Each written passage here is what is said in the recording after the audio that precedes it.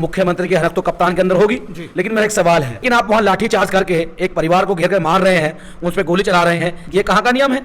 या फिर जहां पर अडानी अंबानी इंडस्ट्री लगाना चाहते हैं वहां उनको जमीन अलॉट की जाती है, चाहे वो सरकार की हो, आपको सरकारी मशीन देके कोई मुलाजिम नहीं है।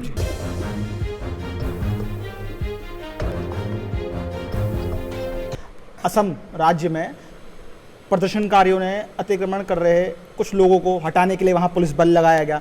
उसी में एक वीडियो सामने निकल के आई कि एक प्रदर्शनकारी की मर्ममता से हत्या कर दी गई और उसके बाद हत्या करने के बाद एक कैमरामैन उसमें उछल उछल के उनके छाती पे वार कर रहा है। तो कहीं ना कहीं इंसानियत और ये जो पूरी तरह से जो हमने वीडियो देखा, ये अपना जो देश है ये किस तरफ जा रहा है?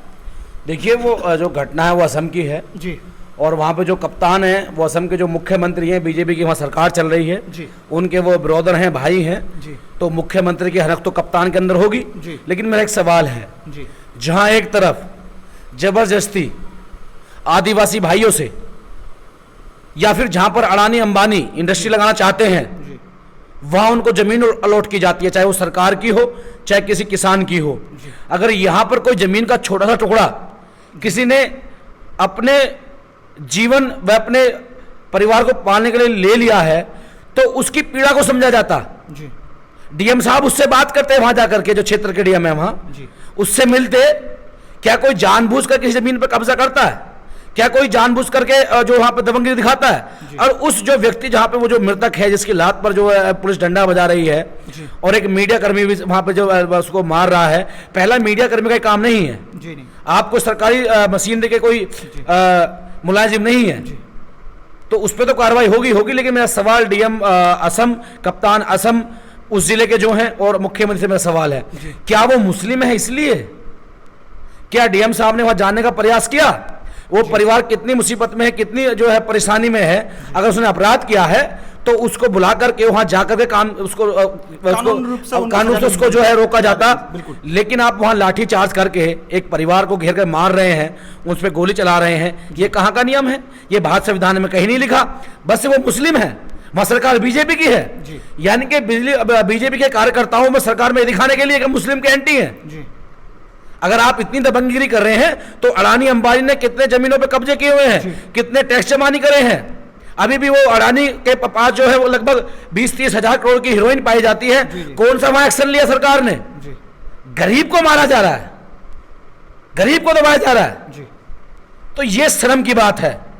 और मैं खास करके फिर एक बार कहना चाहूंगा नरेंद्र मोदी से कि बीजेपी की लड़ाई छोड़िए।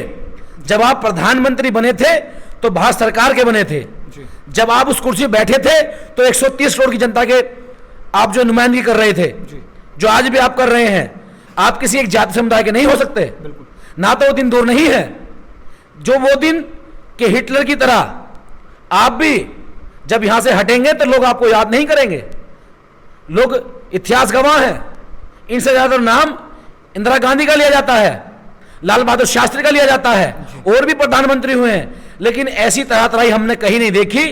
और मैं फिर एक विशेष रूप से बता दूं, जितनी जुल्म जाति इस देश में एससी और माइनॉरिटी ओबीसी को ऊपर हो रही है, इतनी हमने कभी नहीं देखी। इससे तो यह लगता है ये देश गृहयुद्ध की तरफ जा रहा है। यहां पे कानून व्यवस्था ध्वस्त कर दी गई है, चारों तरफ जंगल राज है। दुर्भाग्य से राष्ट्रपति महोदय ऐसे हैं हमारे, उन्हें कुछ चमकता नहीं है, क्योंकि वो भी कहीं ना कहीं किसी की बैसाखी के उस पर चल रहे हैं। तो मेरा फिर एक बार अपना अपील है कि इस देश को, देश के नेता बचाने का काम करें। कहीं ऐसा ना हो कि कुछ ऐसे लोग यहां पर आ जाएं जो देश में गृहयुद्ध कराने का काम करें। उसकी जिम्मेदारी गृह मंत्री, रक्षा मंत्री और नरेंद्र मोदी जी की होगी, अगर ऐसा कुछ होता है तो। अगर आपको पसंद आया हो तो इसे लाइक करें, कमेंट करें, शेयर करें और हाँ, हमारे चैनल को सब्सक्राइब करना ना भूलें ताकि देश विदेश से जुड़ी खबरें आप मिस ना करें, क्योंकि कोरोना काल में 2 गज दूरी, मास्क है जरूरी। नमस्कार।